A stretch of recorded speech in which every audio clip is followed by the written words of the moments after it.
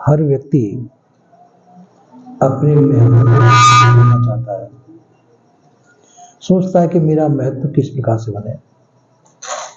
कोई अच्छी पोशाक पहन लेता है कि लोग बाग मुझे देखें, कोई नाना प्रकार के वैभव अपने अंदर बढ़ाता है, कई प्रकार की योग्यताओं को बढ़ा लेता है। कई लोग किसी पद विशेष पर आसीन होकर के गर्व करते हैं कि लोग बाग मुझे बड़ा कहेंगे। विभिन्न प्रकार से व्यक्ति अपने आप को संसार में ये व्यक्त करना चाहता है कि मुझे लोग बाग पहचाने। धनवान व्यक्ति धन के द्वारा संसार में अपने आप को व्यक्त करना चाहता है। जिस जिसके पास जो जो है, जो जो करना चाहता है। एक दफा की बात है कि महात्मा लोग बैठे थे, कम से कम 15-16 महात्मा थे और सुनने वाले मुश्किल से 6-7 जने श्रोता लोग। वो महात्मा लोग अपने बहुत अच्छी अच्छी शैली बना करके प्रवचन कर रहे थे, अच्छे अच्छे विद्वान महात्मा थे। अब जब और सुनने वाले इतने, तो एक नागा बाबा उठे उस वजह से। नागा बाबा खाली लंगोटी लंगोटी लगाए हुए, चिमटा उनके हाथ में, और हाथ में उनके चिमटा, और जाकर के वो मंच में बैठ करके वो उल्टी सीधी बातें करने लगे। मंच के इस कोने से इस कोने पे, इस कोने से इस कोने से। हम नागा तो है, नागाओं का स्वभाव ही कुछ और होता है, अपने तरीके से ऊट फटाक तरह से कहने लगे। थोड़ी देर में वहां पे भीड़ इकट्ठी हो गई, तो उनके पहले उस तमाशे को देखने के लिए भीड़ इकट्ठी हुई। नहीं तो अच्छे अच्छे विद्वान लोग जो प्रवचन कर रहे थे, उनके प्रवचन के प्रभावित नहीं हुआ कोई। प्रभावित हुए वो नागा बाबा ने जो अपना नाटकीय ढंग से अपना शो प्रदर्शित किया, उसको देखने के लिए भीड़ इकट्ठी हुई। फिर नागा बाबा बैठ गए, हाँ महात्मा जी अब प्रवचन सुनाइए। तो इसी प्रकार से संसार में अपने आप को व्यक्त करने के लिए व्यक्ति विभिन्न प्रकार के प्रयत्न करता है। सदगुरुदेव ने कहा है, मानुष मानुष सभी कहा में, मानुष बुद्धि कोई बिरला पावे। कहने को मनुष्य सभी कहलाते हैं, पर मनुष्य बुद्धि किसी किसी बिरले के अंदर होती है। मनुष्य बुद्धि कहिए विवेक। जिस मनुष्य के अंदर विवेक न हो, वो मनुष्य पशु के समान माना जाता है। विवेकशील प्राणी ही मनुष्य है, जिसका विवेक जागृत है। तो विवेक जागृत होने से वो पूजनीय माना जाता है, संसार उसको पूजता है, क्योंकि उसके अंदर विवेक जागृत है। चाहे कपड़े फटे हो उसके, चाहे कैसा भी बैठा हो, उसके विवेक की पूजा है। पर संसार में हम जो प्रभुत्व वाले व्यक्ति को ज्यादा पूजा करते हैं, क्योंकि उसके प्रभुत्व है उसका संसार में, वो खाली दिखाने मात्र की पूजा है।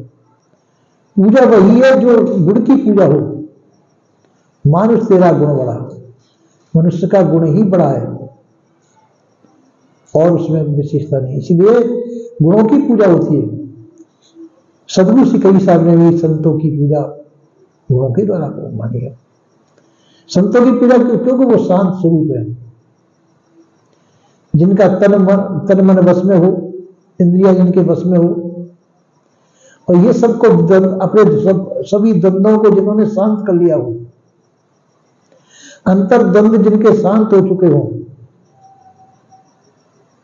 तो उनके अंदर शांति आ जाती है।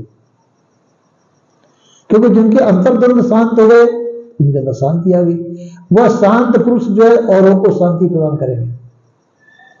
उनके अंदर की शांति है, उनकी शांति से समाज लाभ उठाता है।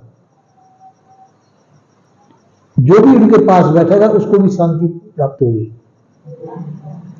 मुख देखत पातक हरें परसत कर्म बिलाएं। जिनके मुख को देख करके नाना प्रकार के पापों का क्षय होता है, तुलसीदास जी ने कहा है। पापों का क्षय का मतलब कि जो पापी व्यक्ति जो उनके सामने आके बैठेगा तो उसका पाप दोष जो उसके अंदर विकार भरे हो, वो विकार उसके अंदर नष्ट हो, क्योंकि उन संतों के दर्शन करने से। मुख देखत पातक परसत कर्म बिलाएं। जिनके स्पर्श से कर्मों का विलीन हो जाए। स्पर्श का मतलब जिनके पास में बैठ करके उनके वचनों को सुन करके, उनकी शिक्षा को सुन करके जो दूषित कर्म है उन कर्मों को व्यक्ति त्याग देता है। बड़े बड़े जो है दुष्ट लोग भी महापुरुषों के संग साथ में आकर के अपने विकारों का त्याग करके सज्जन बन जाते हैं। तो इसी प्रकार से संतों के इस प्रभाव में आकर के व्यक्तियों का सुधार होता है, समाज का सुधार होता है। तो पर जाकर हम संतों से लाभ नहीं उठा पाते। हम संतों के रंग रूप आकार प्रकार को ही देखते हैं, पर बाकी के उनके गुण स्वभाव लक्षण क्या है उससे हम लाभ नहीं उठा पाते। हमको उनके स्वभाव, उनके गुणों की पहचान होनी चाहिए, क्योंकि संत अपने अंदर निर्विकारी होते हैं और दूसरे के अंदर भी विकारों को हटाने की कोशिश करते हैं, निर्विकारी हो जाए। और उसके अंदर उनको कुछ किसी को शिक्षा देने के लिए कुछ कहना भी पड़ सकता है, भाई ऐसे बैठो, ऐसे उठो, ऐसा तुम्हें करना चाहिए, ऐसा नहीं करना चाहिए। इस शिक्षात्मक रूप से संत कहते भी हैं। अब किसी को वो अच्छा लगता है, किसी को नहीं भी लगता है, पर संतों का स्वभाव है दूसरे के हित के लिए, दूसरे के सुधार के लिए कुछ न कुछ शिक्षा देने का स्वभाव संतों का होता है। दूसरे का हित करने की दृष्टि से नहीं, दूसरे के सुधार की दृष्टि से कहते हैं। उस सुधार की दृष्टि को कोई मान लेता है तो ठीक है, और नहीं माने तो ठीक है। संत तो अपना काम करके चल देते हैं। इसी प्रकार से सज्जनों का महिमा बहुत बड़ी होती है। रावण के जमाने में, रावण के अंदर भी विभीषण था, सभी राक्षस लोग थे, और रावण अपने आप में बहुत बड़ा विद्वान भी था, उसके अंदर भी बहुत अच्छे सद्गुण भी थे, पर तामस प्रकृति का था, पर गुण भी उसके अंदर बहुत अच्छे थे। उसके बराबर कोई विद्वान नहीं था, बहुत बड़ा विद्वान था, और इतना गुण संपन्न भी था कि जिस समय युद्ध करने के लिए राम जी सागर के तट पे आ गए, लड़ने के लिए फौज सेना तैयार करके, वहां पे उन्होंने शिवलिंग की स्थापना की और रावण को निमंत्रण दिया वो हवन करने के लिए। तो रावण ज्यादा मेरे से लड़ने की है, ऐसे समय पे भी रावण उनके पास में आ गया बुलाने पर।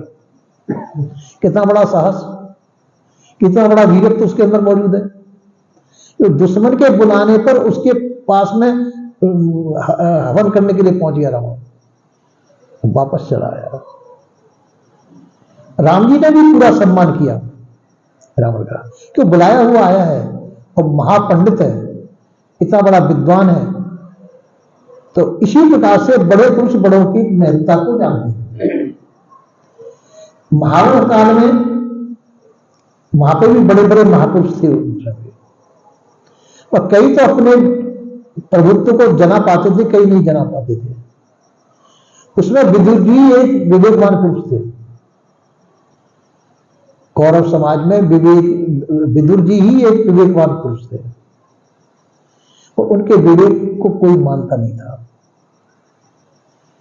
और इसी से महाभारत युद्ध हुआ और उसमें सबका सूपड़ा साफ हुआ।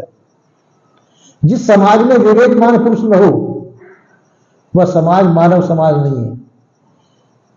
विवेकवान पुरुष से ही मानव समाज की शोभा है, इसलिए विवेकवान पुरुष होना जरूरी है। तो व्यक्ति जब की सेवा जब ही है जब उसके अंदर विवेक है। विवेक के द्वारा ही वो अपने को सुधार सकता है और दूसरे का भी सुधार कर सकता है। तो इसलिए सब जगह सुंदरता विवेक की है। तो और विवेक सबके अंदर मौजूद है, मानव मात्र के अंदर विवेक मौजूद है, पर बाह्य हमारे अंदर विवेक सोया हुआ है। हम अपने विवेक को जगा नहीं पाते, उसका सदुपयोग नहीं करते, उसका निरादर करते हैं।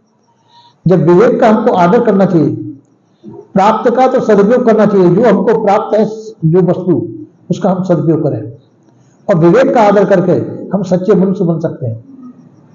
पर हम विवेक का अनादर करते हैं और प्राप्त का दुरुपयोग करते हैं, इधर मनुष्य न होकर के अमनुष्य हो जाते हैं। मानव नहीं हो पाता है। इसलिए नाना प्रकार के विकार हमारे अंदर बढ़ जाते हैं और हम अपने मनुष्य जीवन को यूं ही गंवा करके और चल देते। शरीर एक दिन शरीर तो छूटना ही है, बस अपना जीवन कल्याण न करके हम यूं ही चल देते हैं। इसलिए मनुष्य का मुख्य कर्तव्य है कि मानवता का जो आदर करें, विवेक का आदर करें और प्राप्त का सदुपयोग करके हम सच्चा जीवन बनाएं और अपने जीवन कल्याण करें, ऐसा संतों का मत है। बोलिए श्री सद्गुरुदेव की जय।